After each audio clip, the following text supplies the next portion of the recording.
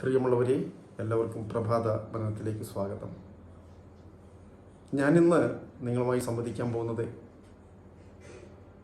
ജീവിതം വലിയൊരു അനുഗ്രഹമാണെന്ന് നമുക്കറിയാം. ഈ പ്രപഞ്ചം നമ്മളെ അനുഗ്രഹിക്കുന്നില്ലെങ്കിൽ നമുക്ക് ഈ തീരത്ത് ജീവിതം ഒരു നിമിഷം പോലും സാധ്യമല്ല. കാരണം നമുക്കറിയാം, നമ്മൾ ശ്വാസോച്ഛ്വാസം ചെയ്യാൻ പറ്റുന്നില്ലെങ്കിൽ നമ്മുടെ ജീവിതം പാതി വഴിയിൽ വെച്ച് നിർത്തേണ്ടി വരും.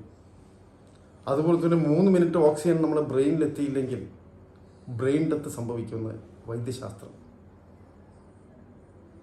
പറഞ്ഞുകൊണ്ടിരിക്കുക. അതുപോലെ തന്നെ 3 സെക്കൻഡ് ഹാർട്ട് ബീറ്റ് നിൽക്കുകയാണെങ്കിലും നമ്മൾ ബോധം കിട്ടും. അപ്പോൾ ഹ്യൂമൻ ബോഡി, മനുഷ്യ ശരീരം അത്രയും സങ്കീർണമാണ്. അത് സ്വാഭാവികമായി പ്രവർത്തിച്ചുകൊണ്ടിരിക്കുകയാണ്.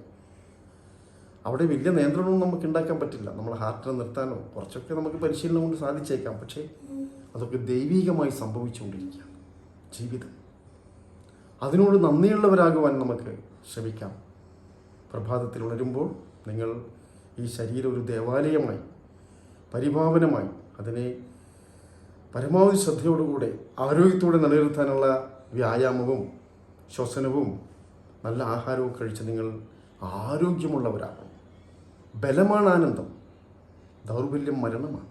Weakness is death. അപ്പോൾ ഇത് സ്വാമി വിവേകാനന്ദർക്ക് പറഞ്ഞു പോയതാണ്. അപ്പോൾ നമ്മൾ ആരോഗ്യത്തെക്കുറിച്ച് എപ്പോഴും നല്ലൊരു ധാരണ നമുക്കുണ്ടാവണം. അമിതമായ കടിഞ്ഞാണിട്ട കൺട്രോളുള്ള ജീവിതമല്ല, എല്ലാറ്റിനും അതിൻ്റെതായ ഒരു താളം ഉണ്ടായിരിക്കണം.